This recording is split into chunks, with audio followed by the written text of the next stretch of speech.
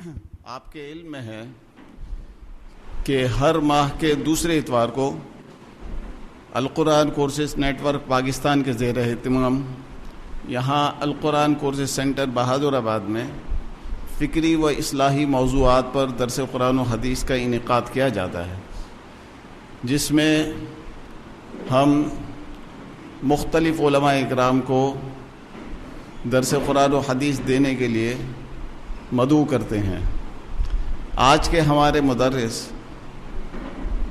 جناب مولانا فہیم الدین صاحب ہیں اور حضرت کا موضوع مروجہ استخارہ و استشارے کی شرعی حیثیت ہے۔ مروجہ استخارے و استشارے کے حوالے سے آپ حضرات کے علم میں ہے کہ کس کس طریقے سے لوگوں کے درمیان جو ہے گمراہی کے معاملات کیے جا رہے ہیں، اور جس انداز سے اس ایک نیک عمل کو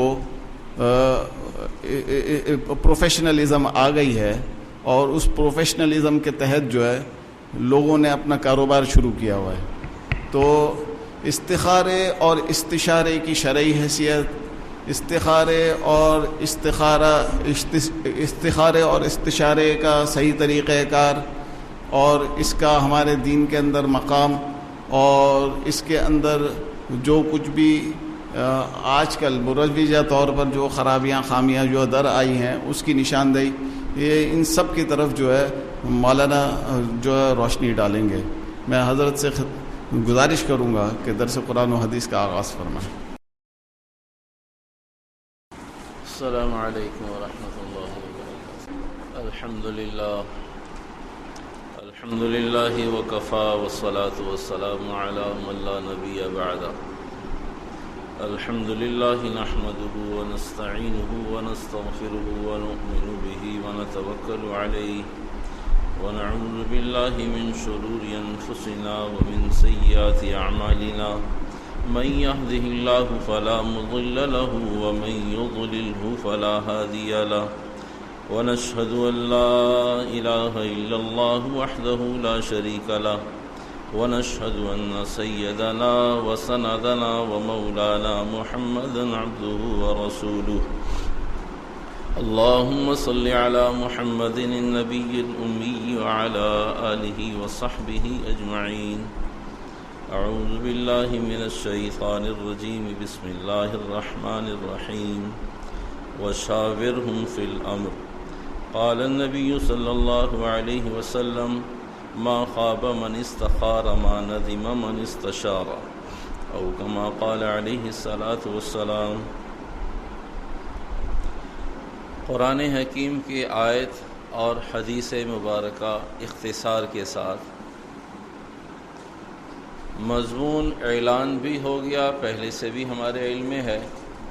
استخارہ معروف لفظ ہے، استخارہ استشارہ مشورے کو کہتے ہیں۔ عام طور سے استخارہ اور استشارہ دونوں ہی عربی کے لفظ ہونے کے باوجود استخارہ اس قدر مشہور ہو گیا کہ وہ ہمارے کانوں میں رچ اور بس گیا۔ استشارہ کے لیے ہم اور آپ مشورے کا لفظ استعمال کرتے ہیں، اس لیے ہمارے آپ کے لیے استشارہ مشورے کے طور پر استعمال نہ ہونے کی وجہ سے ہمارے کانوں میں اور ہمارے درمیان مانوس نہیں ہے۔ تو گویا کہ استخارہ اور استشارہ، استخارہ اور مشورہ بھی معمول میں ہے مسلمانوں کے، استخارہ بھی معمول میں ہے مسلمانوں کے۔ تو قرآن حکیم کی آیت وَأَمْرُهُمْ شُورَى بَيْنَهُمْ وَشَاوِرْهُمْ فِي الْأَمْرِ، دونوں آیات اختصار کے ساتھ وَشَاوِرْهُمْ فِي الْأَمْرِ وَأَمْرُهُمْ شُورَى بَيْنَهُمْ، ایک آیت مبارکہ میں اللہ سبحانہ وتعالی نے سورہ شورى 38 نمبر آیت، اللہ نے صحابہ کی تعریف کی ہے کہ وہ ایسے اچھے بھلے لوگ ہیں کہ اپنے کاموں کو مشورے کے ساتھ طے کرتے ہیں۔ وشاورہم فی الامر، اے محبوب صلی اللہ علیہ وسلم آپ صاحب الوحی ہیں، ساتھ ساتھ آپ مربی بھی ہیں، ساتھ ساتھ آپ محسن بھی ہیں، ساتھ ساتھ آپ استاد بھی ہیں، تو ایسی صورت میں آپ اپنے صحابہ سے مشورہ کریں تاکہ انہیں مشورے کی اہمیت کا اندازہ ہو جائے، ورنہ صاحب وحی کو جس پر وحی آ رہی ہے اسے مشورے کی کیا ضرورت ہے؟ آپ علیہ الصلوۃ والسلام سے اللہ سبحانہ و تعالیٰ نے فرمایا کہ آپ وشاورہم فی الامر، آپ مشورے کا اہتمام کیجئے تاکہ لوگوں کو اندازہ ہو کہ جب یہ نبی کی ذات سے نکلا ہوا ایک عمل ہے، قرآن حکیم کی آیت ہے، تو یقیناً اس کے پیچھے بے شمار فوائد بھی اپنی جگہ ہوں گے۔ اور ایک حدیث مبارکہ حضرت انس رضی اللہ تعالی عنہ فرماتے ہیں آپ علیہ الصلوۃ والسلام جیسے ہمیں نماز اور نماز کے مسائل، نماز اور نماز میں پڑھی جانے والی صورتیں جس طرح باقی احکامات ہمیں سمجھایا بتایا کرتے تھے، ویسے ہی آپ علیہ الصلوۃ والسلام ہمیں استخارے کی دعا اور استخارہ بھی سمجھایا اور بتایا کرتے تھے۔ حضرت انس ہی کی روایت ہے، ما خاب من استخارہ، استخارہ کرنے والا کبھی نقصان نہیں اٹھائے گا، ما ندیم من استشارہ، مشورہ کرنے والا کبھی پشیمانی اور کبھی ایسے حال میں نہیں ہوگا کہ اسے کسی کام کا مشورے کے بعد پچھتاوا ہو۔ تو اگر مشورہ تو پچھتاوا نہیں، اگر استخارہ تو ندامت نہیں۔ یہ آپ علیہ الصلوۃ والسلام ارشاد فرما دے۔ وشاورہم فی الامر کی پوری آیت سے مطابق اور متعلق 4 سپارہ سورہ آل عمران 159 نمبر آیت، فبما رحمت من اللہ لنت لہم ولو كنت فظا غلیظ القلب لانفضوا من حولك فاعف عنهم واستغفر لهم وشاورهم في الامر فاذا عزمت فتوکل علی اللہ ان اللہ يحب المتوکلین۔ فبما رحمت من اللہ لنت لہم، اے محبوب صلی اللہ علیہ وسلم آپ جو ان صحابہ کو مل گئے ہیں نرم خو، فبما رحمت من اللہ لنت لہم ولو كنت فظا غلیظ القلب، اگر آپ کی طبیعت سخت ہوتی، لانفضوا من حولک، یا آپ کے دائیں بائیں سے علیحدہ ہو جاتے، دور چلے جاتے، فاعف عنہم، مزید قریب کرنے کے لیے آپ انہیں ہر مسلمان کو قریب کرنے کے لیے آپ ان کے ساتھ کیا کریں؟ فاعف عنہم، 3 کاموں میں سے ایک کام، فاعف عنہم، درگزر کیجئے، باس پرس نہ کیجئے، بہت زیادہ نگاہ نہ رکھیے، فاعف عنہم، درگزر کیجئے، چلو یہ بھی درگزر، چلو یہ بھی معاف، چلو یہ بھی کوئی بات نہیں، یہ بھی عفو کا معاملہ، فاعف عنہم۔ دوسرا کام واستغفر لہم، اور ان کے لیے اللہ سے استغفار بھی چاہیں، ان کی کمی کوتاہیوں کو سامنے رکھ کر، اس لیے کہ یہ انسان ہیں، کمی کوتاہیاں ضرور ہوں گی، واستغفر لہم، اپنے اللہ سے بخشش چاہیں۔ اور تیسرا کام وشاورہم فی الامر، اور ان سے مشورے بھی کریں، یہ جڑ جائیں گے آپ سے، قریب آ جائیں گے آپ کے۔ فاعف عنہم، یہ بھی مسلمانوں کو قریب کرنے کے لیے، واستغفر لہم، اور ان کے لیے استغفار اللہ سے معافی طلب کرنا، یہ بھی مسلمانوں کو قریب کرنے کے لیے، وشاورہم فی الامر، اور ساتھ ساتھ ان سے مشورہ کیجئے، ان کی رائے لیجئے، کسی کو غیر اہم نہ جانیں، ہر ایک کو اہمیت دیں، ہر ایک سے پوچھیں کیا خیر خبر ہے، کیا ہونا چاہیے، کیا رائے ہے، آپ کیا چاہتے ہیں، آپ کی رائے کیا ہے۔ وشاورہم فی الامر، جب آپ یہ تینوں کام کر لیں گے، فاعف عنہم 1، واستغفر لہم 2، وشاورہم فی الامر، تینوں کام کر لیں گے، فاذا عزمت فتوکل علی اللہ، پھر آپ جم جائیے، بس اللہ پر بھروسہ کر لیجئے، اس لیے کہ ان 3 کاموں کے بعد اللہ پر نگاہ رکھنا حق ہے بندے کا، کہ اللہ میں نے تو اپنا کام کر لیا۔ جب آپ نے اللہ پر نگاہ رکھ لی، ان اللہ یحب المتوکلین، اللہ تو ایسے ہی لوگوں کو پسند کیا کرتا۔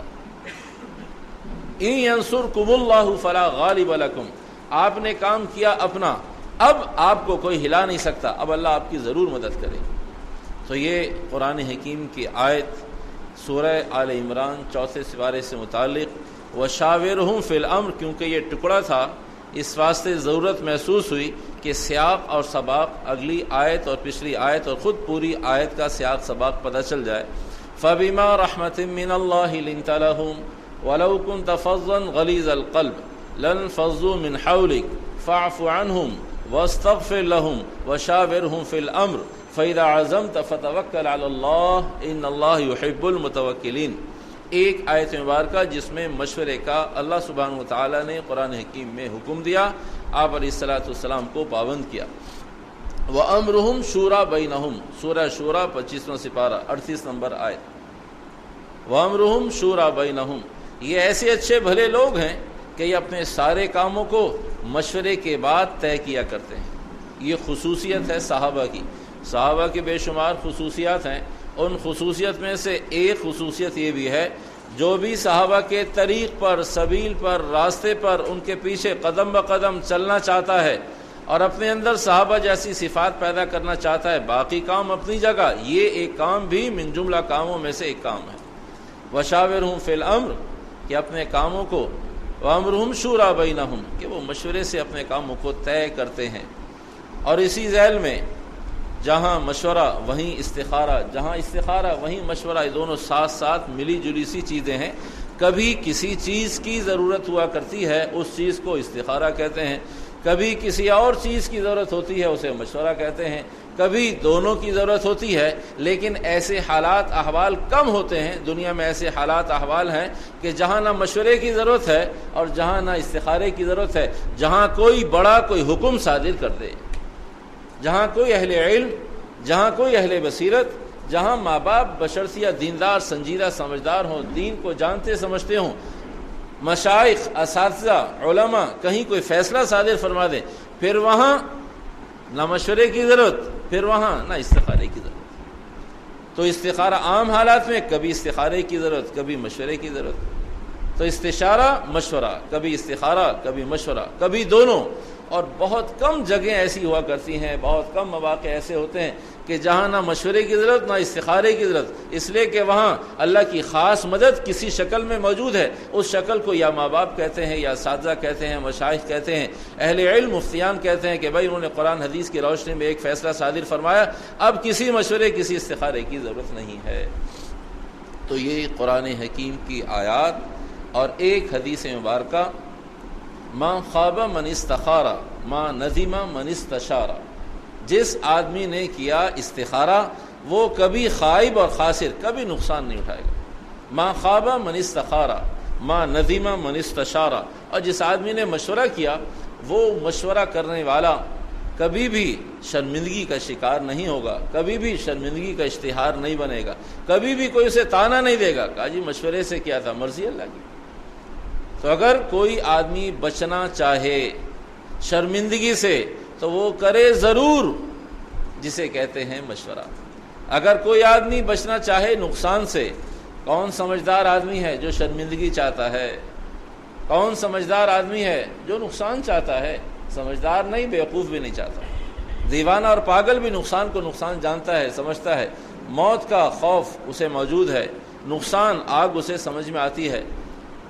تو آپ علیہ الصلوۃ والسلام نے آسان الفاظ میں ارشاد فرمایا، ما خواب من استخارہ ما ندم من استشارہ۔ ما خواب، کبھی نقصان نہیں ہوگا جس آدمی نے استخارہ کر لیا، بشرط یہ استخارہ ایسے ہو جیسے اللہ کے نبی علیہ الصلوۃ والسلام نے ارشاد فرمایا ہے۔ اس لیے کہ دین اپنی حیت کے ساتھ جب فائدہ دے گا، نہ قرآن فائدہ دے گا نہ حدیث فائدہ دے گی اگر وہ اپنی جگہ پر نہیں ہوگی۔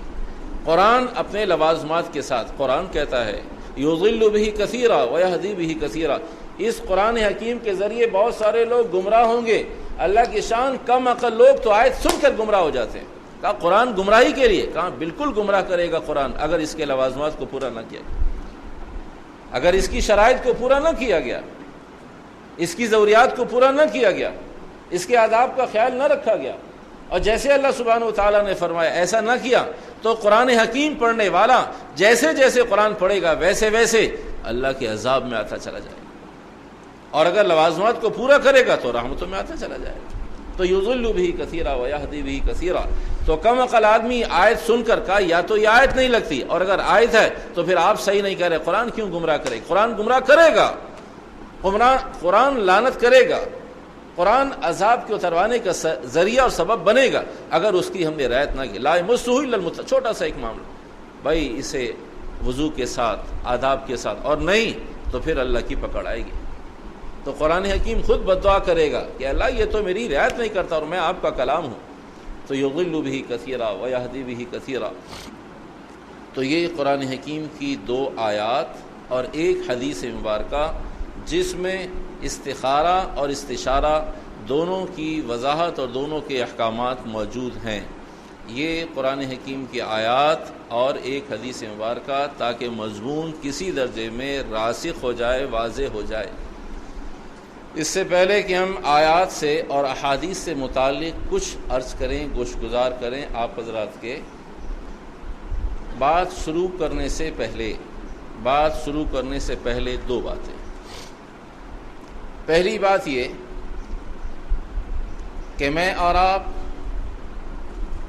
تجدید نیت کی بنیاد پر ایک ابھی نئی نیت کر لیں کہ میں اور آپ اس لیے کہنے سننے کے لیے بیٹھے ہیں کہ اللہ سبحانہ و تعالی مجھے اور آپ کو عمل کی توفیق دے دے۔ تجدید نیت ہر نماز کے لیے علیحدہ نیت ہے، ہر روزے کے لیے علیحدہ نیت ہے، ہر حج کے لیے علیحدہ نیت ہے، صرف اس لیے کہ نیت عمل میں جان پیدا کر دیتی کہ جی میری تو نیت ہے میں 30 روزے رکھوں گا، اور میری تو نیت ہے میں 5 نمازیں پڑھوں گا، میری تو نیت ہے ساری زندگی پڑھوں گا، لیکن ابھی کیا پڑھ رہے ہیں؟ کہا ابھی فجر پڑھوں گا، کرے نیت؟ کہا میری تو پہلے سے نیت ہے، کہا نہیں، کیا مقصد نہیں ہے؟ ساری زندگی کی نیت ہے، ساری زندگی فجر پڑھوں گا، نہیں، یہ نیت کافی نہیں ہے۔ یہ ثواب کی چیز ہو سکتی ہے، لیکن نماز کے ٹھیک ہونے کے لیے کہ ابھی آپ کے ذہن میں یہ بات موجود ہونی چاہیے کہ فجر پڑھ رہے ہیں، عصر پڑھ رہے ہیں، عشاء پڑھ رہے ہیں، 2 پڑھ رہے ہیں، 4 پڑھ رہے ہیں۔ تو تجدید نیت ضروری ہے کہ اللہ سبحانہ و تعالی ہمیں اور آپ کو عمل کی توفیق عطا فرما دے۔ کیسے پتہ چلے گا؟ یہ کرائٹیریا ہے۔ اس وقت سننے والے، دیکھنے والے، سمجھنے والے، موجود سامعین ہوں، غیر موجود لوگ ہوں، سب کے پاس یہ ایک ایسا آسان فارمولہ ہے کہ جی میری تو نیت ہے عمل کی۔ کوئی ایسا ترازو، کوئی ایسا میزان ہے جس پہ میں اور آپ یہ فیصلہ کریں کہ ہے یا نہیں ہے؟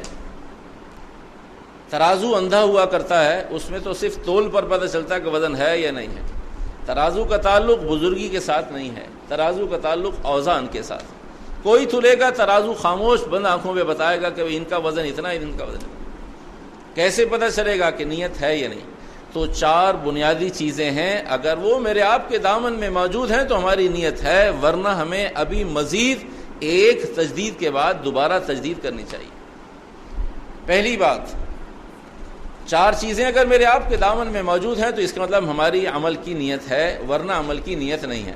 اور 4 چیزوں میں سے ایک ہے تو 25% نیت ہے، 75% نہیں۔ 2 چیزیں تو 50% نیت ہے، 50% ابھی بھی نہیں۔ اور 3 چیزیں تو 75% ہے، 25% ابھی بھی۔ 4 چیزیں جمع ہو جائیں ہے ذرا مشکل کام، 4 چیزیں جمع ہو جائیں ہے ذرا مشکل کام، اور اس لیے کہ سیکھنے سے آ جایا کرتا ہے ہر کام۔ انشاءاللہ یہ بھی سیکھ لیں گے، یہ بھی آ جائے گا، اللہ کرے گا۔ پہلی بات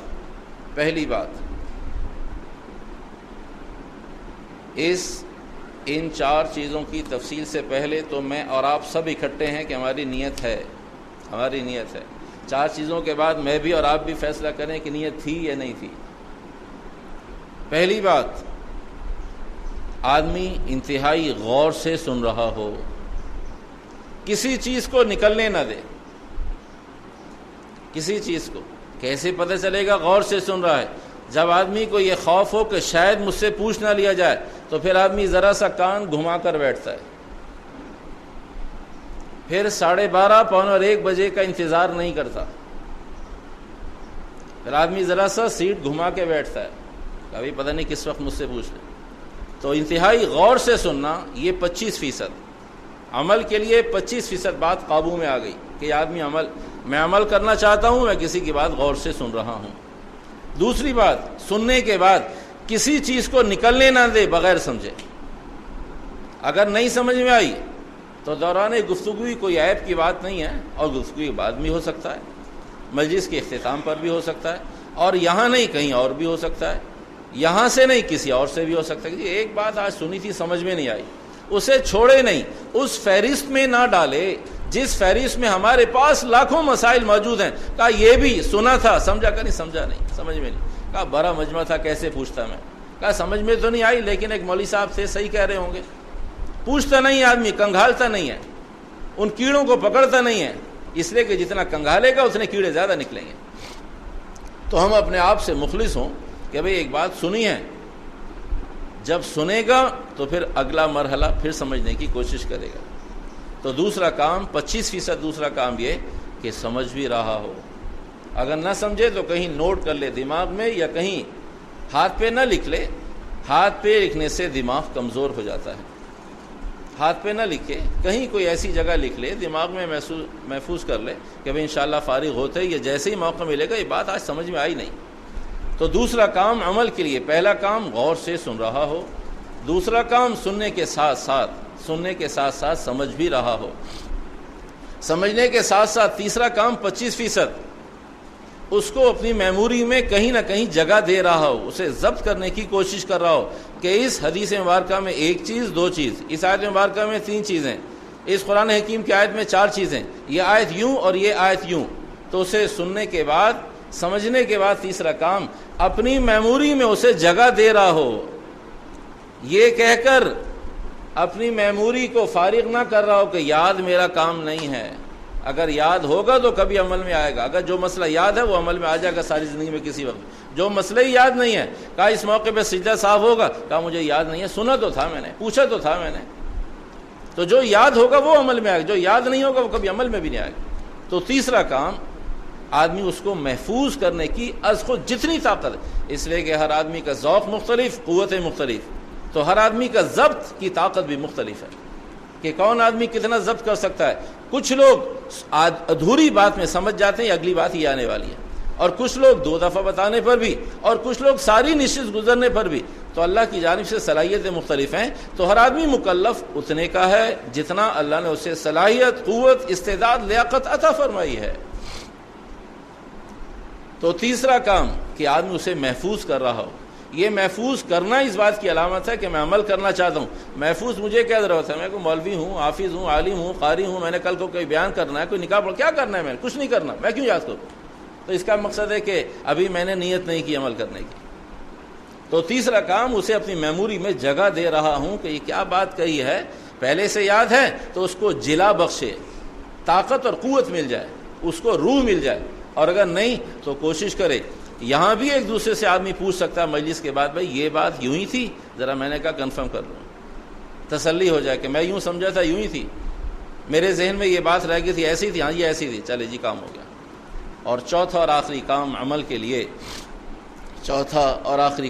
کے لیے، پہلا کام سن رہا ہو، دوسرا کام سمجھ رہا ہو، تیسرا کام یاد کر رہا ہو، چوتھا کام پھر جیسے جس کو جب جہاں موقع مل جائے پھر کسی کو سمجھا بھی رہا ہو۔ بیٹے آج میں یہ بات سن کر آیا ہوں، ابا جان آج میں نے یہ بات سنی ہے، ماں کو بات بتا رہا ہو، کہا بیٹا مجھے معلوم ہے کہ آپ کو بھی اجر ملے گا، مجھے بھی اجر ملے گا، اما جان سن تو رہو آپ۔ تو اگر یہ چاروں کام میرے آپ کے قابو میں ہیں تو پھر میں نے آج آپ نے اور میں نے نیت کی ہے، ورنہ آج سے پہلے کبھی نیت نہیں کی۔ آج سے پہلے ہم نے ہمیشہ سنا ہے، آج سے پہلے سننے کی بات سن لی ہے 25%، جو کوئی اچھی مزیدار بات لگی اسے یاد کر لی ہے، جو بہت اچھی لگی اسے دماغ میں جگہ دے دی ہے، اور جس کا کہیں اپنے خدام میں، ملازمین میں، چھوٹے بڑوں میں، ماتحتوں میں کوئی فائدہ نظر آئے وہاں صرف 25% سنا بھی دی۔ تو ہر آدمی اپنا کام کر رہا ہے، ہر آدمی اپنا کام کر رہا ہے کہ میرا مفاد کس میں ہے؟ کہا یاد کرنا میرا مفاد نہیں، بس میں نے سن لی تھی، فوراً آ کے اپنے ملازمین کو بتا دیا، اس لیے کہ میرے ملازمین سے میرا مفاد اس بات کے سمجھا دینے میں، باقی مجھے اور کوئی ضرورت نہیں ہے۔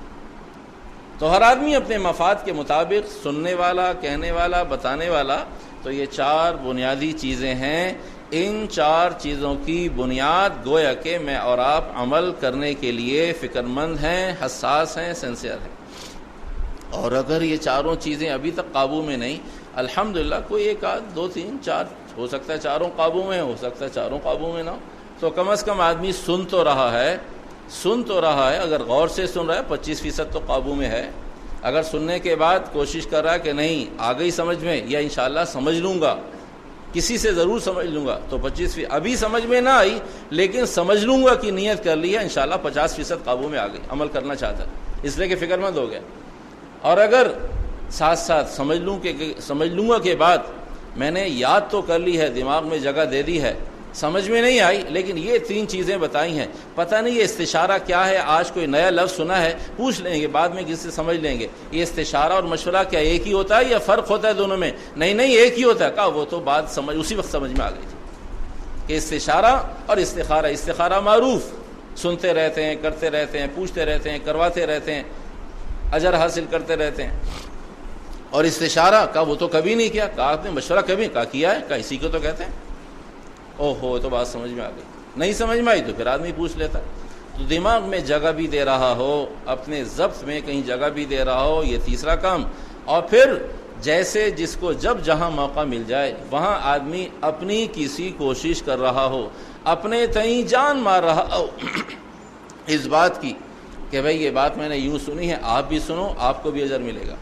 تو اگر یہ چاروں کام میرے آپ کے دامن میں ہیں تو اس کا مقصد میں نے اور آپ نے آج تک ہر موقع پر نیت کی ہے ہمیں عمل کرنا ہے. اور اگر نہیں تو کیا خیال ہے ہمارا اور آپ کا ذہن اکٹھا ہو گیا کہ ہماری آج تک نیت یہ رہی ہمیشہ؟ اگر ایسا ہوتا تو یہ سارا مجمع علماء کا ہوتا. اگر ایسا ہوتا تو سارا مجمع علماء کا ہوتا. ہم میں سے ہر آدمی نماز پڑھا سکتا تھا، ہم میں سے ہر آدمی نکاح پڑھا سکتا تھا، ہم میں سے ہر آدمی جنازہ پڑھا سکتا تھا، ہم میں سے ہر آدمی جمعہ پڑھا سکتا تھا. اس لیے کہ اتنے جمعے سنے ہیں، اتنی تراویاں سنی ہیں، اتنے درس قرآن سنے ہیں. تو چاروں چیزیں قابو میں نہیں ہیں. لیکن بالکل فکر نہ کریں، کوئی نا امیدی، کوئی مایوسی، کوئی پریشانی کی بات نہیں ہے. یہ رب نے آپ پر اور مجھ پر اخص الخاص فضل فرمایا ہے کہ آج صحت کی حال میں، آج جب اعضاء جوارح محفوظ ہیں، ابھی انشاءاللہ الرحمن امید تو ہے کہ اللہ ہماری آپ کی زندگی میں برکت دے. اور اگر آ جائے تو کوئی حرج کی بات نہیں ہے، اس لیے اللہ نے جس کی جہاں جب جیسے لکھی ہے آ جائے گی. تو لیکن امید ضرور ہے کہ اللہ پاک زندگی اور برکت دے دے تو کچھ اور کام کر لیں. آج اس حال میں صحت کے ساتھ کانوں میں بات پڑ جانا یہ اللہ کا انعام اور فضل ہے. اگر یہ بات آج بھی کانوں میں نہ پڑتی تو آج بھی اصلاح نہ ہوتی، آج بھی تجدید نیت نہ ہوتی. تو اس واسطے یہ آپ اور ہم پر اللہ کا خاص فضل انعام ہے کہ بھئی عمل کن چیزوں کا نام ہے جو ہم صبح شام کہہ رہے ہیں، گا رہے ہیں کہ بھئی عمل کی توفیق. اگر یہ چاروں چیزیں قابو میں ہیں تو اس کا مقصد یہ ہے کہ ہم عمل بھی کرنا چاہتے ہیں، ورنہ سماعت برائے سماعت عمل نہیں ہوا تھا. ضبط برائے ضبط محفوظ کرنا، ضبط برائے ضبط یہ عمل نہیں ہوا کرتا. صرف بتانا برائے بتانا، ابلاغ برائے ابلاغ، تبلیغ برائے تبلیغ یہ عمل نہیں ہوا کرتا. چاروں چیزوں کا مجموعہ یہ عمل ہوا کرتا ہے. آپ کہیں گے چاروں چیزوں کا مجموعہ کیوں کر عمل ہوا کرتا ہے؟ نماز میں فرائض ہیں، نماز میں واجبات ہیں. جب سارے فرائض اکٹھے ہوتے ہیں تو نماز بنتی ہے. کہا جی میں نے 13 میں سے 14 میں سے 2 چھوڑ دیے تھے، یہ بتائیے 90% 90% تو میرے قابو میں ہیں. کہا اگر ایک بھی نہیں ہوگا تو نماز نہیں ہوگی. کہا یہ کیسا مسئلہ ہے؟ کہا یہ ایسا ہی مسئلہ ہے کہ سارے فرائض ضروری ہیں. کہا جی سب کچھ کیا بس خالی وضو نہیں کیا. تو خالی وضو نہیں، یہ بھرا وضو آپ نے چھوڑ دیا. یہ نہ کہیے کہ ایک کام نہیں کیا. جب سارے اکٹھے ایک ساتھ موجود ہوں گے تو ہوگی نماز. اور اگر 13 اور 14 میں سے ایک بھی نہیں ہوگا تو گویا کہ پوری نماز نہیں. بالکل اسی بنیاد پر جب چاروں چیزیں اکٹھی ہو جائیں گی تو اس کا مقصد میں نے اور آپ نے عمل کی نیت کر لی ہے. اگر چاروں چیزیں قابو میں نہیں ہوں گی تو اس کا مقصد ہے کہ میں نے اور آپ نے ابھی پوری نیت نہیں کی ہے. ابھی نماز میں، ابھی عمل میں، ابھی کوشش میں، ابھی اسلام میں کچھ کمی ہم نے اپنی رضامندی سے چھوڑ دی ہے. تو جب بھائی عمل کی نیت ہے، میں اور آپ اس کی تجدید کر لیں. اللہ مجھے بھی توفیق دے، آپ کو بھی مزید استقامت دے کہ ہم ایک تو عمل کی نیت کر لیں ان چاروں چیزوں کے ساتھ. اور دوسری بات یہ، ہم نے آپ سے عرض کیا تھا کہ بات شروع کرنے سے پہلے 2 باتیں. تو ایک بات ہو گئی، آیات سے متعلق، احادیث سے متعلق کچھ گوش گزار کیا جائے. اس سے متعلق ہم نے عرض کیا پہلے 2 باتیں. 2 باتوں میں سے ایک بات ہو گئی کہ ہمیں اور آپ کو عمل کی نیت کسے کہتے ہیں یہ سمجھنے کی ضرورت ہے. دوسری بات یہ کہ عمل کے زیادہ قریب کیا چیز ہے. ایک ہے بیان، ایک ہے مذاکرہ. ایک ہے بیان بھی اصلاح کے لیے ہوتا ہے، بیان بھی عمل کے لیے ہوتا ہے. مذاکرہ بھی اصلاح کے لیے ہوا کرتا ہے، مذاکرہ بھی عمل کے لیے ہوا کرتا ہے. بیان بھی ترقی کے لیے ہوا کرتا ہے. بیان بھی معلومات کے صحیح ہونے کے بعد صحیح عمل پر آنے کے لیے ہوا کرتا ہے. مذاکرہ بھی اس لیے ہوا کرتا ہے. لیکن جب کبھی سوال کیا جائے گا کہ دونوں میں سے بیان اور مذاکرہ دونوں میں سے عمل کے قریب کون کھڑا ہے، عمل کے دائیں بائیں کون کھڑا ہے؟ تو عمل کے دائیں بائیں بیان ایک قدم دور کھڑا ہے، مذاکرہ بالکل ساتھ مل کر بغل میں کھڑا ہے۔ تو اگر عمل چاہتے ہیں تو بیان بھی میں انکار نہیں کر رہا، میں یہ عرض کر رہا ہوں بیان اور مذاکرہ دونوں اس سے عمل پیدا ہوا کرتا ہے، لیکن ایک قریب کا پڑوسی ہے بالکل بازو اور ساتھ لگا ہوا، اور ایک قدم دور کا پڑوسی۔ تو بیان سے بھی عمل ہی کے لیے بیان ہوا کرتا ہے اور مذاکرے سے بھی، لیکن مذاکرہ بالکل ساتھ کھڑا ہوا کرتا ہے، ساتھ کھڑا ہوتا ہے، اور بیان وہ بھی ساتھ ہوتا ہے لیکن ایک قدم دور ہوتا ہے۔ تو بھائی اس واسطے آج کی نشست میں ہماری درخواست یہ ہے کہ ہم بجائے بیان کے مذاکرے کی نیت کر لیں، اس لیے کہ وہ عمل کے زیادہ قریب ہوتا ہے۔ اب دونوں میں فرق کیا ہے؟ مذاکرہ کیا ہوتا ہے؟ بیان میں آپ بولیں گے صرف اور میں سنوں گا، میں بولوں گا صرف اور آپ سنیں گے، اور مذاکرے میں کبھی آپ بولیں گے کبھی میں بولوں گا، کبھی میں پوچھوں گا کبھی آپ پوچھیں گے، جانبین سے، ایک ہے پریکٹیکل ایک ہے تھیوری۔ تو مذاکرہ پریکٹیکل کو کہتے ہیں، ہاں جی یہ بات یوں یہ بات ایسے، کچھ آپ پوچھیں گے کچھ میں پوچھوں گا، یہ عمل کے زیادہ قریب ہے بیان کے مقابلے میں۔ تو صرف آج کی نشست کے لیے ہم آپ سے درخواست کریں گے کہ آپ بیان کے بجائے مذاکرے کی نیت کر لیں۔ ہم نے تو نیت ہی کرنی ہے، اس لیے کہ آپ نے اور ہم نے تو نیت ہی کرنی ہے نا، جب نیت ہی کرنی ہے تو مذاکرے کی نیت کر لیں۔ آپ حضرات نے مذاکرے کی نیت کر لی؟ شاید ابھی نہیں کی۔ مذاکرے کی نیت ہو گئی؟ مذاکرے کی نیت ہو گئی؟ کچھ سنجیدہ سمجھدار لوگ ایسے ہیں جنہیں مذاکرے کا بیک گراؤنڈ معلوم ہے، اس لیے ہمت نہیں ہو رہی۔ مذاکرے کا بیک گراؤنڈ یہ کہ درمیان میں بھی پوچھوں گا آپ سے۔ مذاکرے کا مقصد یہ ہے کہ دوران گفتگو میں بھی پوچھوں گا آپ سے، اس لیے آپ کو بھی اپنے بیٹھنے میں محتاط بیٹھنا پڑے گا، کوئی چیز کوئی واقعہ۔ تو اس واسطے آدمی ساری آوازیں نہیں آتی کہ ہاں مذاکرہ ٹھیک ہے ہمیں قبول ہے، اس لیے کہ ہمارا ذوق یہ ہے کہ صرف سنائیں اور ہم سنیں، پوچھیں کچھ نہیں۔ اس لیے کہ پوچھنا اور تھوڑا سا اپنے دماغ کو میموری کو حرکت دینا اور مغز کو بیدار رکھنا، اب ہم اس کے عادی نہیں رہے، اب ہم سن کر عادی ہو گئے ہیں، اب ہم اسی رخ پر چل پڑیں کہ صرف سنایا کریں، صرف سنیں گے، اس سے زیادہ کسی مشقت میں نہ ڈالیں۔ تو جن لوگوں نے پہلے مذاکرے کی نیت کی تھی وہ اپنی نیت پر باقی ہیں یا آگے چلیں؟ تو کر لی آپ حضرات نے مذاکرے کی نیت؟ ٹھیک ہے جی، ایک دفعہ زور سے کہہ دیجئے بدلے نہ خواستہ، اطمینان ہو جائے کہ ہاں واقعی سب سے نہیں پوچھیں گے، پریشان نہ ہوں، اس لیے کہ سب کی باری آ بھی نہیں سکتی۔ انشاءاللہ، جزاک اللہ۔ تو بھائی مذاکرہ جانبین سے ہوا کرتا ہے، بیان یک طرفہ ہوا کرتا ہے اور مذاکرہ جانبین سے ہوتا ہے، کچھ آپ کچھ ہم، کبھی آپ کبھی ہم، شروع میں آخر میں کبھی آپ کبھی ہم، کبھی شروع آخر میں آپ اور ہم۔ تو اس لیے پریشان ہونے کی بات نہیں ہے، امید ہے اللہ کی ذات سے کہ آپ حضرات صرف آپ، میں نہیں، میں اس سے باہر ہوں، صرف آپ حضرات اپنے انتہائی قیمتی وقت کو لے کر آئے۔ اتوار کا دن لگانا دے دینا، ہر آدمی نہ جانے کتنی جنگ کرتا ہے کہ اتوار کے دن مجھے کہیں جانا ہے، کوئی کام نہیں ہے، کہیں نہیں جانا، 10 فونوں کے جواب میں نہیں اتوار، آج اتوار ہے، آج فلاں تاریخ، آج 11 تاریخ، آج کہا بہت ضروری کام ہے، کہا آپ سے بھی زیادہ میرا ضروری کام، میری ایمان اور آخرت کا مسئلہ ہے، میری آخرت کا مسئلہ ہے، میں ایسا نہیں کر سکتا۔ کہا آپ کی مہربانی، کہا آپ کی مہربانی، آپ قبول فرما لیں، آج میری جان چھوڑ دیں، آج مجھے کہیں جانے دیں۔ تو ہر آدمی چھوٹا بڑا، ہر مرد ہر عورت، یہ تو اللہ کی تقسیم ہے کہ اللہ ہی آنے والوں کو اس کی جزائے خیر اور اجر عطا فرمائے کہ کون کتنا بڑا مجاہدہ مشقت تکلیفوں کے بعد یہاں پہنچتا ہے۔ اور یہاں آدمی آتا نہیں ہے، لایا جاتا ہے، اس لیے کہ ایک آدمی خالص اللہ کے لیے چل کر آ رہا ہے تو اللہ ہی ان بازوؤں میں، اللہ ہی ان پیروں میں، اللہ ہی ان قدموں میں، اللہ ہی ان حرکات کو قبول کرتا ہے، تو کہیں اللہ رسول کی بات کہنے سننے کی توفیق آدمی کو مل جاتی ہے۔ تو اس واسطے بھائی دو باتوں میں سے بات شروع کرنے سے پہلے، ایک تو ہم نے مذاکرے کی نیت کر لی، اور دوسری بات یہ کہ انشاءاللہ الرحمن ہم سب نے، آپ نے، میں نے عمل کرنے کی نیت کر لی۔ اب آ جائیے مضمون کی طرف۔ مضمون ہے استخارہ اور استشارہ۔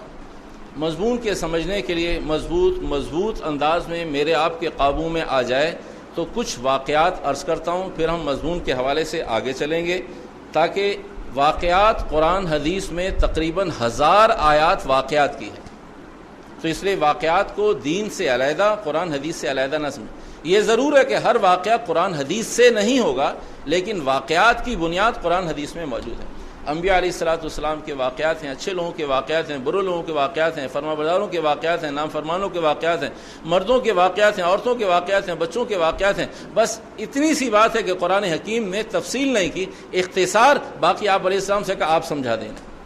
تو اس لیے قرآن سمجھنے کے لیے جب تک آپ علیہ الصلوۃ والسلام سے نہیں پوچھا جائے گا تو پورا قرآن حکیم بھی سمجھ میں نہیں آئے گا۔ تو اس لیے قرآن حدیث، حدیث قرآن، یہ ساتھ ساتھ، اس لیے شاید اللہ جزائے خیر دے آپ حضرات کا مضمون بھی قرآن حدیث سے متعلق ہے۔ تو میں چند واقعات عرض کرتا ہوں، پھر انشاءاللہ استخارہ اور استشارے کے حوالے سے، تاہم مضمون کے سمجھنے کے لیے واقعات پورے نہ صحیح، لیکن کچھ اس کی بنیادی چیز ضرور میرے آپ کے ذہن میں رہنی چاہیے، اور اس حوالے سے ضرور کسی بھی مسلمان کی طرف اشارہ ممکن ہے۔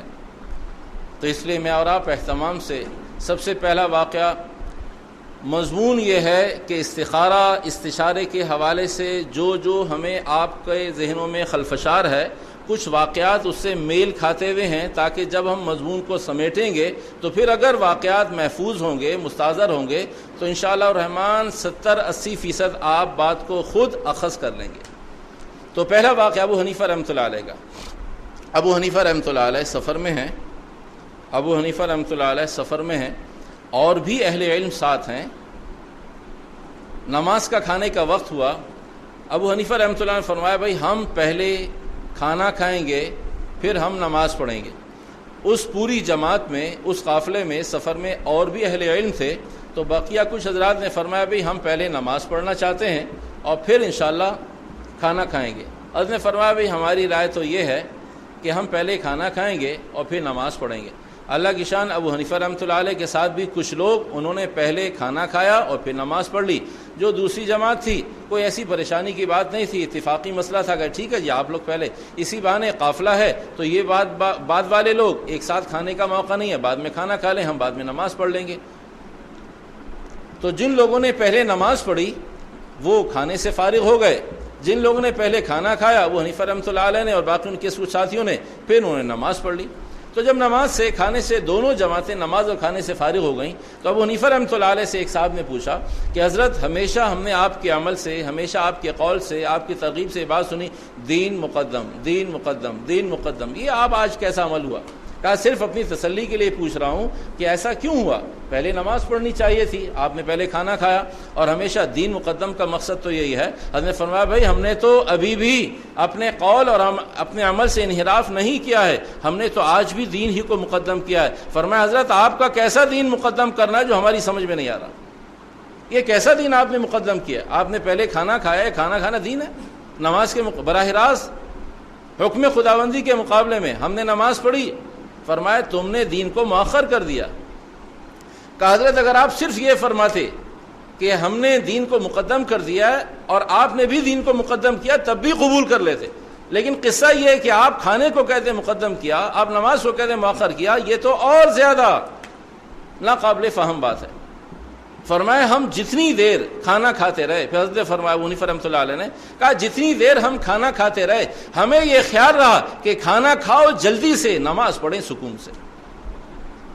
کہا جتنی دیر ہم کھانے میں لگے رہے ہمیں فکر رہی کہ ہم نے اس کے فوراً بعد ایک اہم کام کرنا ہے، اور جتنی دیر آپ نماز پڑھتے رہے آپ کا یہ جذبہ تھا کہ جلدی سے پڑھو نماز اور پھر سکون سے کھانا کھانا ہے۔ کہا جتنی دیر آپ نماز پڑھتے رہے اتنی دیر آپ کو یہ خیال تھا کہ بھئی کھانے کے بعد، نماز کے بعد ایک اہم کام کرنا ہے جسے کھانا و دسترخوان کہتے ہیں۔ کہا ہماری اہمیت، اولیت، ہماری ترجیح کھانا کھاتے ہوئے نماز تھی اور آپ کی نماز پڑھتے ہوئے کھانا کھانا تھی۔ کہا سمجھ میں آئی آپ کے؟ کہا جی سمجھ میں آ گئی، واقعی آپ ہی نے آج بھی دین کو مقدم کیا، ہم سے آج بھی دین پیچھے رہ گیا۔ ایک قصہ ابو حنیفہ رحمۃ اللہ علیہ کا بات ختم۔ دوسرا قصہ، ام سلمہ رضی اللہ تعالی عنہ بیوہ ہو گئیں، خاوند آپ علیہ الصلوۃ والسلام کے رشتہ دار بھی ہیں۔ تو حضور علیہ الصلوۃ والسلام نے ام سلمہ رضی اللہ تعالی عنہ کو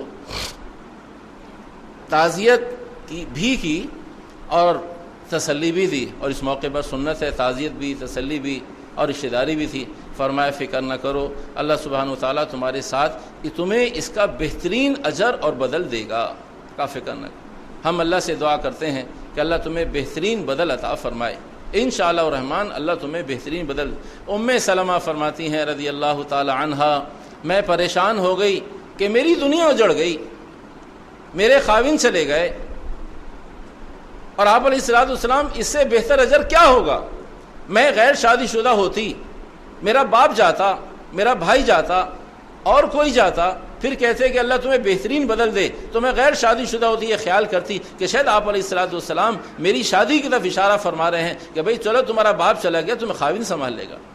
لیکن آپ علیہ السلام خاوند کے بعد فرما رہے ہیں کہ تمہیں اللہ بہترین بدل دے, میں محمد صلی اللہ علیہ وسلم تمہارے لیے دعا کریں گے. کہا میں آپ صلی اللہ علیہ وسلم کی اس گفت و شنید کے بعد خاموش ہو گئی, لیکن میری سمجھ میں نہیں آئی بات کہ یہ کیسے ممکن ہے بہترین بدل. کہا کچھ عرصے کے بعد جب میں اپنی عدت سے فارغ ہو گئی خاوند کے انتقال کے بعد, تو پیارے نبی علیہ الصلوۃ والسلام کا پیغام نکاح کے لیے آیا. اس دن میری سمجھ میں آئی کہ بہترین بدل محمد صلی اللہ علیہ وسلم کی شکل و صورت میں. کہا اس دن مجھے سمجھ میں آیا کہ خاوند کے جانے کے بعد اگر نبی خاوند بن جائے تو اس سے اچھا اب اس کے بعد کوئی اور اچھا بدل نہیں ہے. کہا اس دن سمجھ میں آئی. تو میرے محترم بہت ساری چیزیں ہیں جو ہمیں آپ کو وقت پر سمجھ میں نہیں آتی, اور وقت پر سمجھ میں نہ آنے کا مقصد یہ نہیں کہ آدمی فیصلہ کر لے کہ یوں ٹھیک ہے اور یوں ٹھیک نہیں ہے. تھوڑا سا اطمینان رکھے, تھوڑا سا صبر رکھے.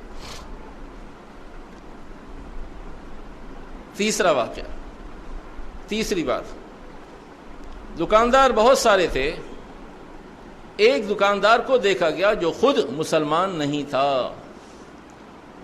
اس کے پاس روزانہ 2 فقیر آ کر کھڑے ہوتے, ایک مسلمان فقیر اور ایک غیر مسلم فقیر. خود دکاندار بھی غیر مسلم تھا. تو دکاندار نے, ایک تیسرے دکاندار نے نوٹ کیا, 1 دن 2 دن 3 دن کئی مہینے سے نوٹ کرتا رہا کہ یہ دینے والا دکاندار غیر مسلم ہے, اور جو 2 فقیر آتے ہیں ان میں سے ایک مسلمان ہے, ایک غیر مسلم ہے. یہ غیر مسلم دکاندار مسلمان فقیر کو دیتا ہے, غیر مسلم فقیر کو نہیں دیتا.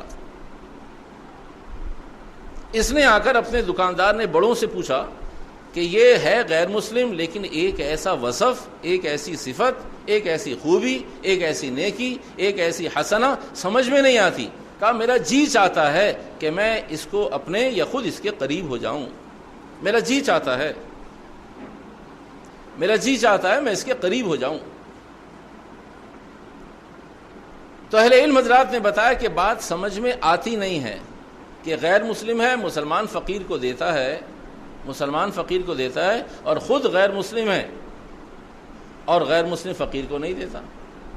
تو کہا نہیں جی اور کوئی وجہ نہیں ہے, میں نے تو بہت نوٹ کیا ہے, میں تو بہت اہتمام سے. خیر کا آپ تعلق قائم کرو اور پتہ کرو کیا قصہ ہے. اللہ کی شان کئی مہینے کے بعد یہ بات کھل گئی. دکاندار پرانے تھے, کہا دیکھو اگر تم اطمینان رکھو اور اس بات کو آگے نہ خراب کرو, بات نہ نکالو, تو تمہیں اس کی وجہ بتا دوں, اس لیے کہ ہم اور آپ تم برسا برس مارکیٹ میں ساتھ ہیں.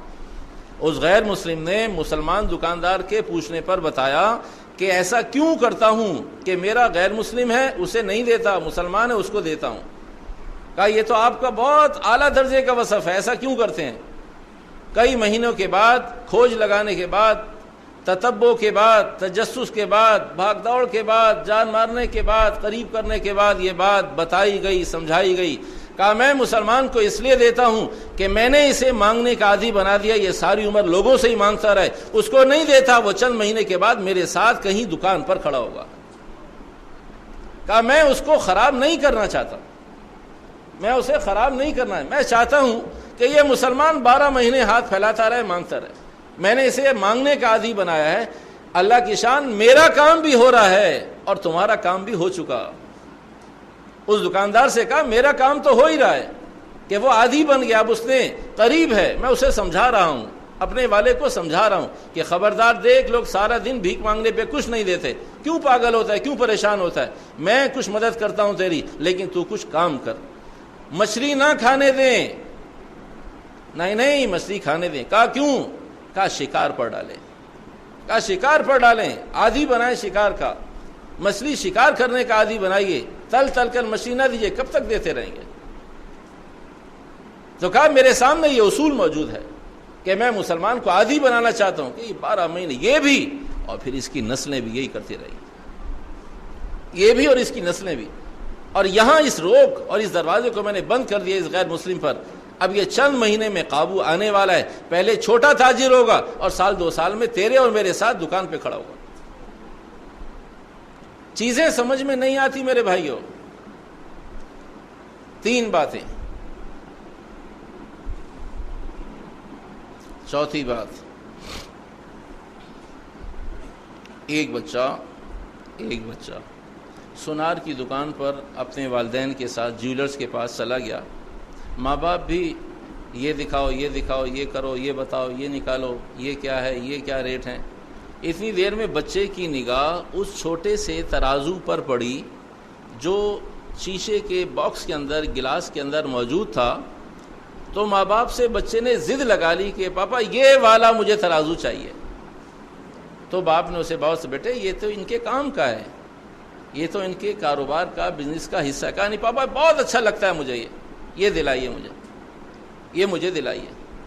اور اس بچے کو سمجھانا مشکل ہو گیا کہ یہ ان کے کام کا ہے. کہا نہیں یہ چھوٹا سا ہے، مجھے اچھا لگتا ہے. اور سونار کے ترازو کا قصہ یہ ہے کہ اس میں کلو اور من نہیں تلتے، اس میں تو ماشا تلتے ہیں. اس بچے سے کہا کہ بیٹا ہم آپ کو اور کچھ دے دے. کہا نہیں پاپا یہی چاہیے. اب سمجھانا مشکل ہو گیا.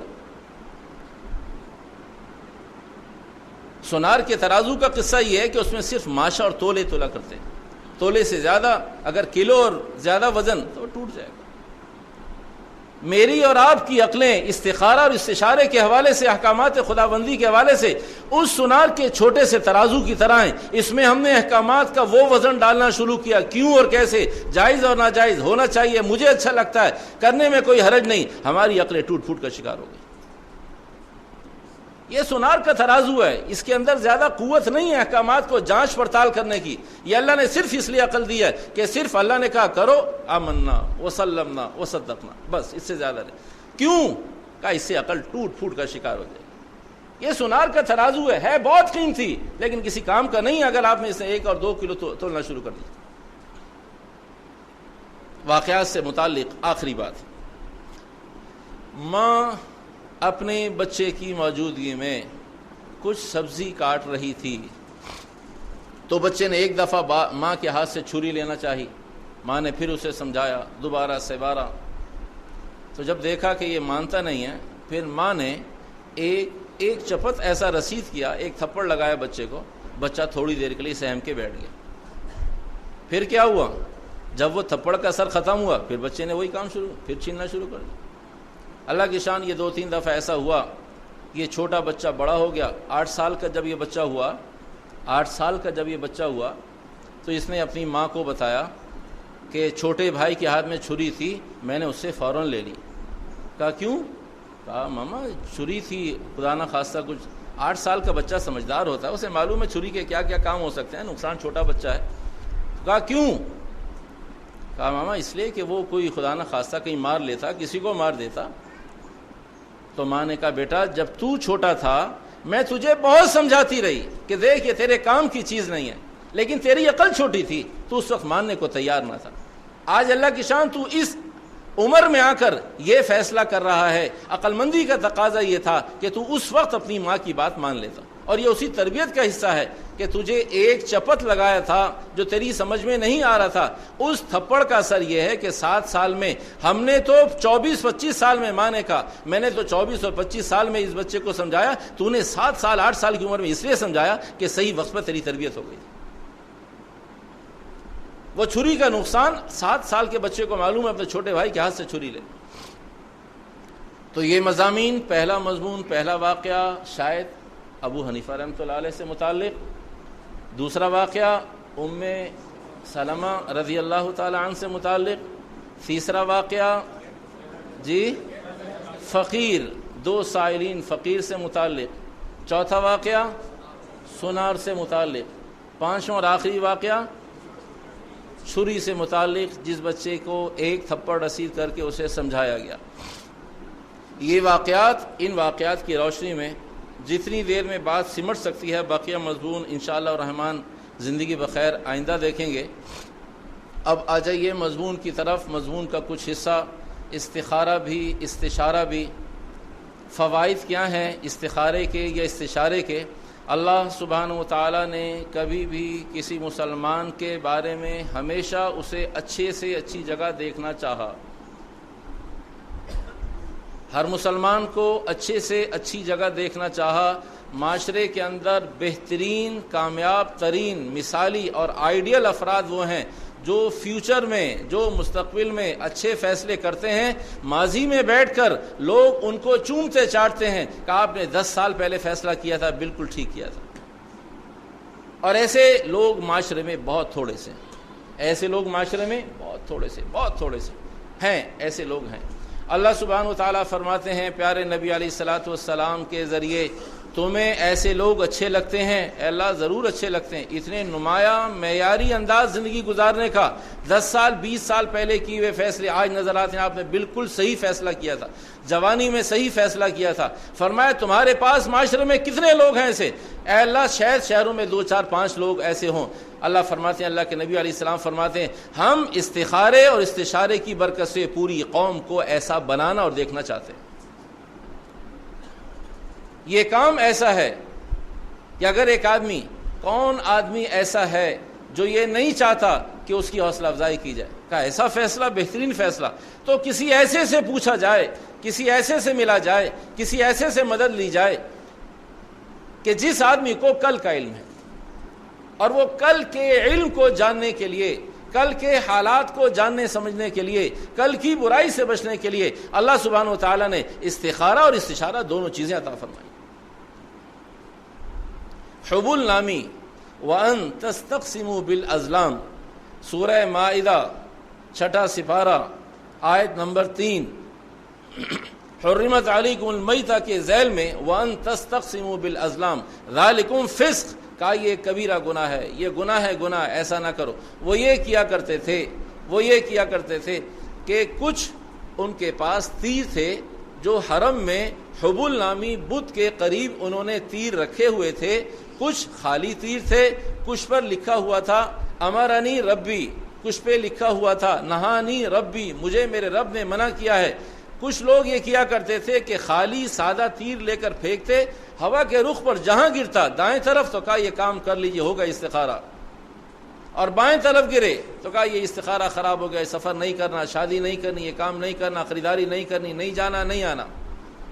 اور کہیں اس بنیاد پر استخارہ ہوا کرتا تھا.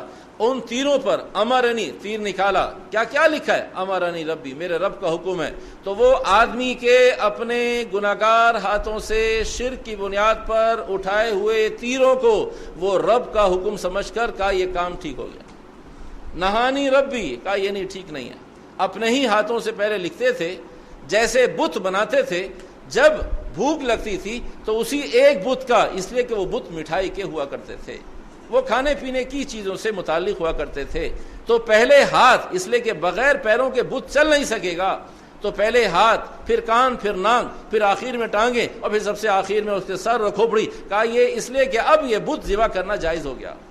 تو جیسے وہ اپنے بت اپنے ہاتھوں سے خود ذبح کر کے پیٹ کی آگ کو بجھا لیا کرتے تھے، بالکل اسی بنیاد پر نہانی اور امرنی کی بنیاد پہ خود لکھا کرتے تھے، اور کہا یہ ہم نے اپنے لیے استخارہ کر لیا ہے، خیر طلب کر لی ہے کہ بھئی اب یہ کام کرنا چاہیے. اللہ سبحانہ وتعالیٰ نے ایمان والوں کی حالت کو دیکھ کر المومن غر کریم، مومن کہیں کسی شرک کے راستے پہ نہ چل پڑے، مومن متاثر نہ ہو جائے، بھولا بھالا ہونے کی بنیاد پر اللہ کے احکامات کو توڑنے والا نہ بن جائے، کہیں انکار نہ کر دے، کہیں سمجھے شاید اسی کا نام دین ہے. مکہ اور حرم میں یہ کام کرنے والا نہانی اور امرنی لکھنے اور بتانے والے کو دیکھ کر آئیڈیل نہ بنا لے. اس بنیاد پہ فرمایا محبوب میں ان ساری چیزوں کا قلا قما کر کے آپ کو استخارے اور مشورے کا حکم دیتا ہوں، تاکہ میرے مسلمان بندے کہیں بہک نہ جائیں کہ ہم بھی کوئی تیر، ہم بھی کوئی حبل، ہم بھی کوئی اپنی مسجد کے اندر کوئی ایسا تھیلا ڈال لیں، ہاتھ ڈالیں اور فال کی طرح جوئے کی ایک شکل بنا لیں. وَأَن تَسْتَقْسِمُوا بِالْأَزْلَامِ، ہم نے اسے حرام کر دیا. ذَلِكُمْ فِسْقٌ، یہ کبیرہ گناہ ہے، ایسا نہ کر. تو استخارہ اور استشارہ اس کبیرہ گناہ سے بچنے کے لیے اللہ سبحانہ وتعالیٰ نے عطا فرمایا. اللہ کے نبی علیہ الصلوۃ والسلام، صحابہ پریشان، اللہ کے نبی علیہ الصلوۃ والسلام یہ 1000 سال بنی اسرائیل کا ایک عابد، کہا تم پریشان ہو؟ اللہ کے نبی کیوں پریشان نہیں ہیں؟ ہماری عمریں 1000 سال نہیں ہیں. فرمایا صبر کرو، بس آپ علیہ السلام نے صبر کروایا، ادھر قرآن حکیم کی آیت نازل ہو گئی کہ ہم نے لیلۃ القدر عطا فرما دی ہے، آپ پریشان نہ ہوں۔ جب بھی مسلمان پریشان ہوں گے اللہ کا نظام حرکت میں آ جائے گا، اس لیے کہ مسلمان اگر صحیح چلنا چاہے گا تو نظام حرکت میں آئے گا، اگر مسلمان صحیح نہیں چلنا چاہے گا تو سارے مسلمان دنیا میں موجود ہوں گے۔ اگر مسلمان صحیح چلنے کی نیت نہیں کرے گا، عمل کی نیت نہیں کرے گا، تو نہ اس وقت نہ آج نہ اس وقت کبھی نظام حرکت میں نہ آتا۔ تو مسلمانوں نے چاہا اللہ 100,000 سال اس کی عمر، اتنی عبادت، ہمارے پاس عمر نہیں، کہا ہم نے آپ کو ایک لیلۃ القدر دے دی ہے 1000 مہینوں سے بہتر۔ اللہ وضو کرنا چاہتے ہیں، پانی نہیں ہے، سفر ہے، مشقت ہے، تکلیف ہے، کہ صبر کے بعد اے ایمان والو، اللہ کے نبی علیہ السلام آپ ان سے کہیے فَتَيَمَّمُوا صَعِيدًا طَيِّبًا، ان سے کہیے تیمم کریں، اس لیے کہ تمہارے سامنے حکم ہے، تم صحیح چلنا چاہتے ہو، ہم تمہیں صحیح چلانا چاہتے ہیں، تم اس کی فکر نہ کرو، احکامات اور سہولت راحتیں ہم دیں گے۔ تو استخارہ ہو یا استشارہ ہو، یہ مسلمانوں کو شرک، کفر، نافرمانی، حکم عدولی سے بچانے کے لیے اور فیوچر کے فیصلے اور مستقبل کے فیصلوں میں صحیح اور کارآمد معیاری بننے کے لیے اللہ سبحانہ و تعالیٰ نے عطا فرمایا ہے۔ اسی وقت میں اور آپ معیاری بن سکتے ہیں، اسی وقت میں اور آپ آئیڈیل بن سکتے ہیں جب استخارہ اپنی صحیح شکل میں ہوگا۔ اگر استخارہ اپنی صحیح شکل میں نہ ہوا، استشارہ اپنی صحیح شکل میں نہ ہوا، تو استشارہ ہوگا لیکن نقصان دے گا، استخارہ ہوگا نقصان دے گا۔ قرآن حکیم کی آیت ہوگی، اس کے تقاضا ہے زندگی کو پورا نہیں کیا جائے گا، قرآن حکیم کے عمل کو نہیں سامنے رکھا جائے گا، تو پھر قرآن حکیم کی آیت ہوگی اور انسانوں کو، پڑھنے والوں کی، مقری کو اور قاری کو لعنت کر رہی ہوگی۔ تو اللہ سبحانہ و تعالیٰ مجھے اور آپ کو کامیاب دیکھنا چاہتے ہیں، اس لیے وَأَن تَسْتَقْسِمُوا بِالْأَزْلَامِ، اس شرک کے عمل سے بچانے کے لیے استخارہ بھی عطا فرمایا اور استشارہ بھی عطا فرمایا، تاکہ میرے مسلمان بندے آسان بنیادوں پر، مسلمان بندے سہولت کے ساتھ آسان بنیادوں پہ اپنے کاموں کو سمیٹ لیں۔ اگلی اور آخری بات آج کی نشست سے متعلق عرض کرتے ہیں، باقی مضمون انشاءاللہ آئندہ عرض کریں گے۔ اللہ عز و جل نے ہمیں آپ کو راحتوں والی زندگی ایمان اعمال کے ساتھ عطا فرمائی ہے۔ جب تک ایمان اعمال زندگی میں رہیں گے تو ساری چیزوں کے ساتھ راحتیں موجود رہیں گی۔ ایک آدمی اپنا معاملہ لوگوں سے اچھا چاہتا ہے، اسے اللہ نے حکم دیا ہے کہ تم ہم سے اپنا معاملہ صحیح کر لو، ہم تمہارا لوگوں سے معاملہ ٹھیک کر دیں۔ دوسرا کام، آدمی دنیا اپنی بہتر چاہتا ہے، اللہ فرماتے ہیں تم آخرت کو سامنے رکھو، دنیا ہم تمہاری اپنی قدرت سے سیدھی کر دیں گے۔ آدمی اپنے ظاہر کو اچھا بنانا چاہتا ہے، اللہ فرماتے ہیں تم اپنے باطن کے بارے میں فکر مند ہو جاؤ، ہم تمہارے ظاہر کو اچھا کر دیں گے۔ یہ تینوں آسان اور شارٹ کٹ راستے ہیں۔ ایک آدمی اپنی جان پر اپنی قوت صلاحیتیں لگا رہا ہو اپنے ظاہر کو اچھا بنانے کے لیے، یہ بہت مشکل راستہ ہے۔ آسان راستہ کامیابیوں کا یہ ہے کہ آدمی اپنے ظاہر کو بنانے کے لیے باطن کی فکر کرے، ظاہر بن جائے گا۔ لوگوں سے اپنے معاملات کو اچھا کرنے کے لیے اللہ سے معاملہ اچھا کر لے، یہ بہت آسان راستہ ہے کہ لوگوں سے معاملات ٹھیک ہو جائیں گے۔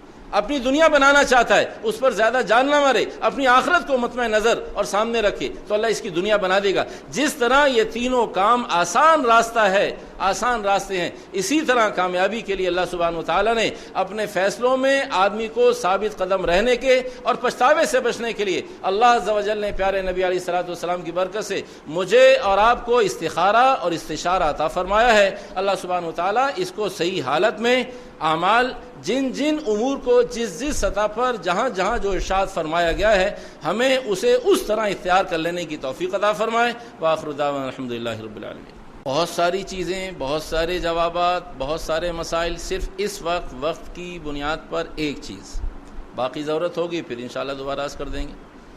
ایک آدمی سمجھتا ہے کہ میں نے قرآن حکیم کی آیت پڑھی ہے اور میں اردو جانتا ہوں، مجھے یوں ترجمہ سمجھ میں آیا ہے۔ ایک آدمی کہتا ہے میں فرنچ جانتا ہوں، فارسی جانتا ہوں، کہا میری یوں سمجھ میں آیا ہے، اور وہ یوں سمجھنے پر لوگوں کو بتانا شروع کر دے۔ حدیث مبارکہ میں اس طرح کی رائے کو تفسیر بالرائے کہتے ہیں۔ وہ قرآن بیان کر رہا ہوگا اور ہر آیت پر قرآن اس پہ لعنت کر رہا ہوگا کہ تیری قرآن حکیم کی یہ آیت اس طرح اللہ نے بیان نہیں کی۔ قرآن حکیم گمراہ کرتا ہے جب آدمی قرآن حکیم، اس لیے کہ تسلسل ہے، دنیا کا کوئی کام اپنے بڑوں سے بغیر سمجھے پریکٹیکل اینڈ تھیوری کے بغیر کوئی آدمی بھی آج تک کامیاب اور قابل اعتماد ڈاکٹر نہیں، انجینئر نہیں، وکیل نہیں، دکاندار نہیں، لوہار نہیں، بڑھئی نہیں، کچھ نہیں. یہ صرف قرآن حکیم ہے کہ اس کے لیے ہمیں نہ بڑے چاہیے نہ چھوٹے چاہیے. کہا اردو میں نے ترجمہ پڑھا ہے، قرآن یوں سمجھ میں آئے، آؤ میں تمہیں بتاؤں. اب وہ قرآن حکیم بتا رہا ہوتا ہے اور ہر اختتام پر قرآن اس پہ لعنت کر رہا ہوتا ہے. تو قرآن حکیم یضل بہ کثیرا ویہدی بہ کثیرا. اب آدمی پر وقت کے ساتھ ساتھ، بس بات سمیٹتا ہوں، وقت کے ساتھ ساتھ وہ جیسے جیسے ان قوتوں کو خرچ کر رہا ہوتا ہے ویسے ویسے وہ دین سے دور ہو رہا ہوتا ہے. اللہ پاک اس بنیاد پر، گناہ کی بنیاد پر لوگوں کے اندر اس کی نفرت پیدا کر رہے ہوتے ہیں اور وہ پریشان ہوتا ہے کہ اللہ میں قرآن بیان کرتا ہوں، لوگ مجھ سے دور بھاگتے ہیں. تو اللہ فرماتے ہیں ایسے بیان کرو جیسے ہم نے آپ علیہ السلام، صحابہ، تابعین، تبع تابعین، بزرگان دین، علماء، مفتیان، یہ ایک تسلسل اور کڑی ہے. بس اس کڑی سے جو باہر نکلے گا تو کچھ عرصہ لوگ واہ واہ کریں گے، پھر لوگ لان تان کر رہے ہوں گے. یہ ہے یضل بہ کثیرا ویہدی بہ کثیرا. نشست ہوگی نا اس کی؟ جی انشاءاللہ. جی اللہ تعالیٰ. یہ آج کا ہمارا موضوع جو ہے وہ اس کی پہلی نشست ہوئی ہے. ہمارا آج کا موضوع تھا مروجہ استخارہ و استشارے کی شرعی حیثیت. تو جناب مولانا فہیم الدین صاحب نے آج جو ہے اس حوالے سے جو گفتگو کی اور اس کی یہ پہلی نشست تھی. انشاءاللہ تعالی اگلی نشست اس موضوع پر 8 جون کو منعقد ہوگی یہیں القرآن کورسز سینٹر بہادر آباد میں.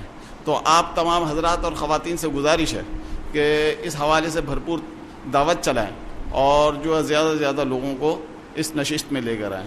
کچھ ضروری اور اہم اعلانات اور بھی ہیں، میں آپ کے سامنے پیش کرتا ہوں تاکہ ہم جو ہے یہ دینی سلسلے جو یہاں جو چل رہے ہیں وہ زیادہ سے زیادہ لوگوں میں عام ہو سکیں. اور الحمدللہ سارے کا سارے سلسلے یہ ہمارے جو ہے قرآن کریم کی طرف قرآن کریم کی طرف جو رجوع ہے اس حوالے سے، رجوع الی القرآن کے حوالے سے ہیں. تو ان کو آپ ذرا غور سے سن لیں اور اپنے احباب میں اس کی دعوت چلائیں. ایک یہاں قرآن کریم کی ترجمہ و تفسیر قرآن، ترجمہ و تفسیر کی کلاسز کا ایک سلسلہ چل رہا تھا اور وہ 2 سال سے جاری تھا. اس کی انشاءاللہ تعالی اختتامی تقریب و دعا جو ہے وہ انشاءاللہ منعقد ہوگی 15 مئی کو خواتین کے لیے. اور 15 مئی کو یہ جمعرات کا دن ہوگا اور 3:30 بجے کا وقت ہوگا. تو اس میں تمام حضرات سے گزارش ہے اور خواتین سے بھی کہ وہ اپنے حلقہ احباب میں دعوت چلائیں اور زیادہ سے زیادہ جو ہے خواتین کو اس پروگرام میں لے کر آئیں. دوسرا اہم اعلان یہ ہے کہ دینی مدارس کی عالمات اور طالبات کے لیے ہر سال وفاق المدارس کا امتحان ختم ہوتا ہے تو یہاں 21 روزہ فن خطابت کی کلاسز منعقد کی جاتی ہیں تاکہ جو عالمات اور طالبات مدارس سے فارغ التحصیل ہو جاتی ہیں وہ ان کی صلاحیتوں کو مزید پالش کیا جائے اور ان کے اندر جو ایسی صلاحیتیں بیدار کی جائیں کہ وہ ہمارے معاشرے کے مختلف طبقات میں جا کر درس قرآن و حدیث دینے کے لائق ہو جائیں. تو ان طالبات کو 4 شعبوں میں تربیت دی جاتی ہے کہ پہلے تو بتایا جاتا ہے ان کو کہ فن خطابت کی مبادیات کیا ہیں.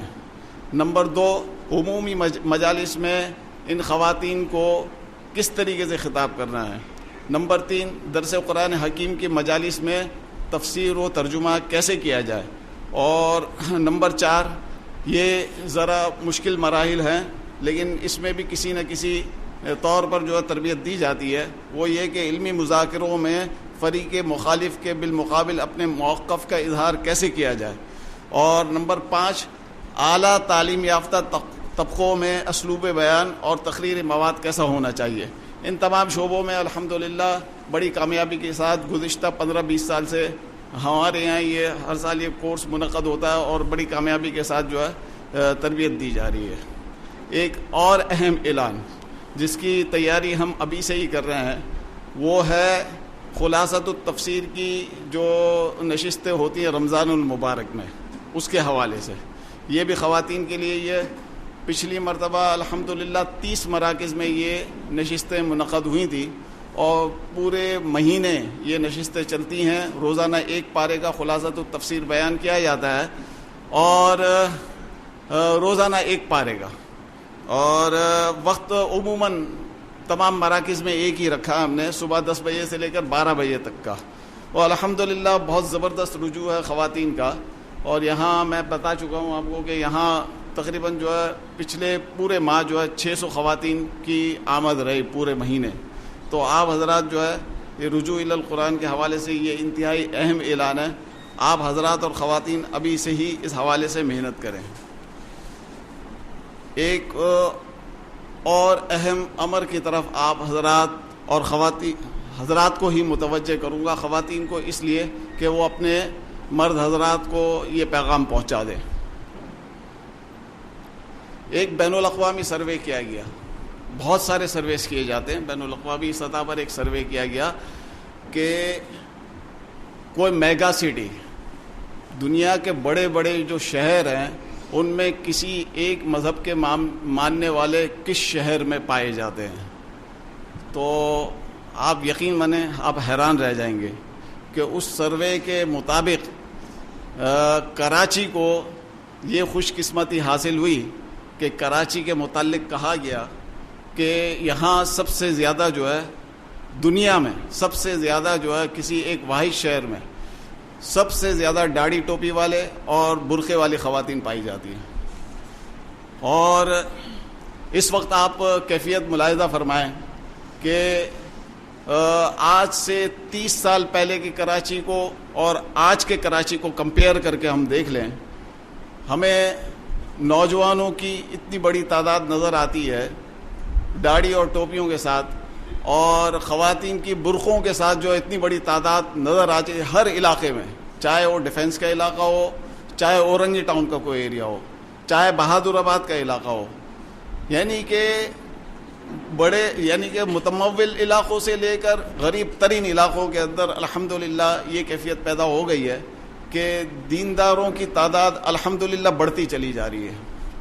لیکن سوال یہ پیدا ہوتا ہے کہ ہمارا یہ دیندار طبقہ یہ الحمدللہ نماز, روزے, حج, زکوٰۃ کے مسائل کے حوالے تک تو جو ہے وہ کچھ نہ کچھ جانتا ہوتا ہے, لیکن ہمارے یہاں کی ایسی فکری نشستیں جو ہیں ان کی طرف ان کو متوجہ کرنے کی بہت ہی زیادہ ضرورت ہے.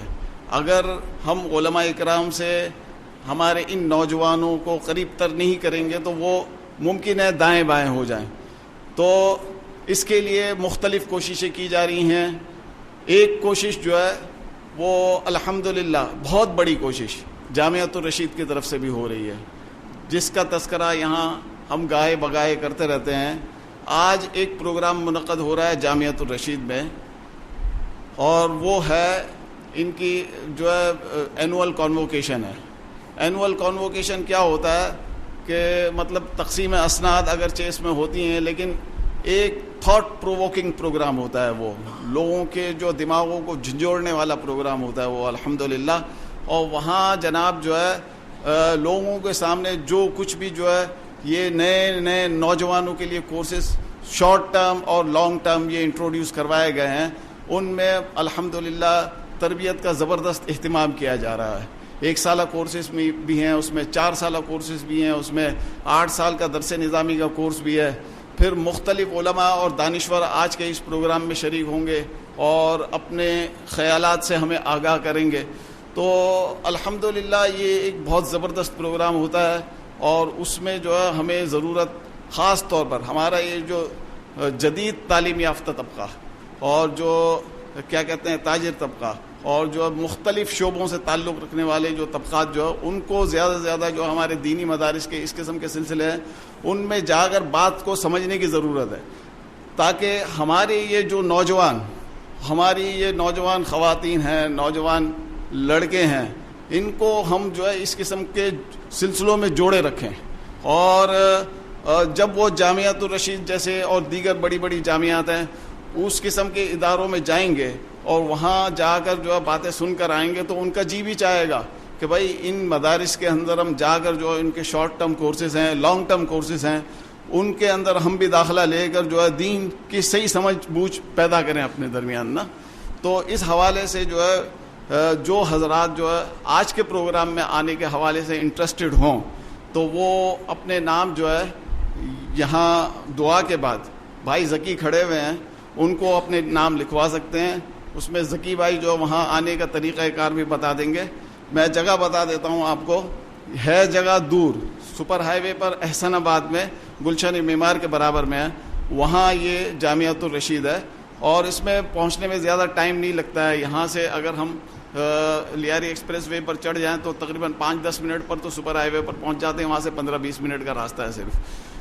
لیکن بہرحال ہم تاجر لوگ جو ہے وہ الحمدللہ اپنے کاروبار کے سلسلے میں شہر کے ایک کونے سے دوسرے کونے کی طرف تو روزانہ نکلتے ہیں، تو یہ بھی انشاءاللہ تعالی ہمارے لیے بار نہیں بنے گا.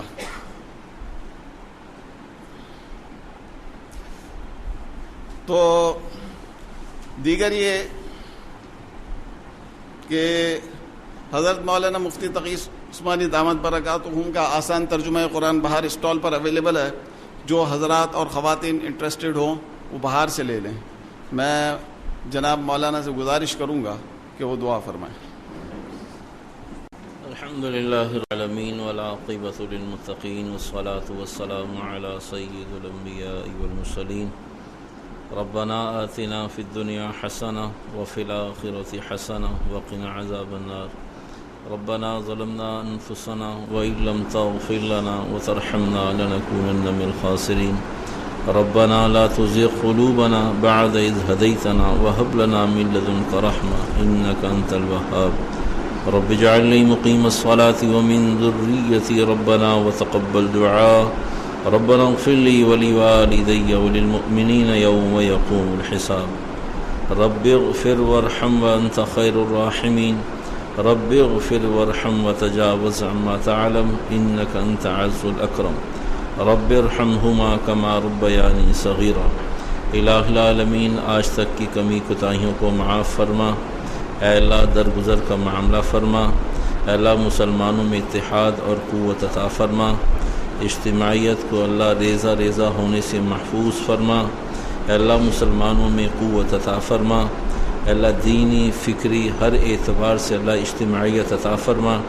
اللہ جہاں جہاں دین کا جس شکل میں بھی جو کام ہو رہا اللہ استقامت عطا فرما. اخلاص کی دولت سے مالا مال فرما. اے اللہ کہنے سننے والوں کی بھی حفاظت فرما. اے اللہ عمل کرنے والوں کے عمل میں اللہ برکت عطا فرما. اے اللہ اخلاص کی دولت سے مالا مال فرما. رحم و کرم کا معاملہ فرما. اے اللہ عجب سے، ریاکاری سے، تکبر سے، کبر سے، حسد سے، کینہ سے، بغض سے اے اللہ مردوں کی عورتوں کی پوری امت مسلمہ کی حفاظت فرما. اے اللہ ریاکاری سے محفوظ فرما. اے اللہ ریاکاری سے محفوظ فرما. عفو کا معاملہ فرما. درگزر کا معاملہ فرما. دنیا اور آخرت کی بھلائیوں اور خیروں کو مقدر فرما. اے اللہ خیروں کو مقدر فرما.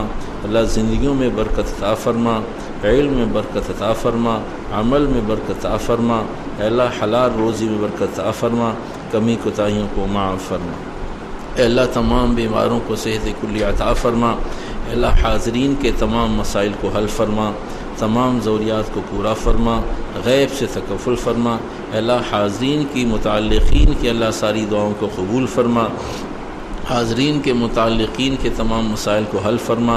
اے اللہ ہمارے متعلقین میں جو جو کمی کوتاہیاں اے اللہ بیماریاں اے اللہ جو جس مسئلے میں مبتلا ہو اللہ اس مسئلے کو دور فرما. مسئلے کو حل فرما. پریشانی کو دور فرما.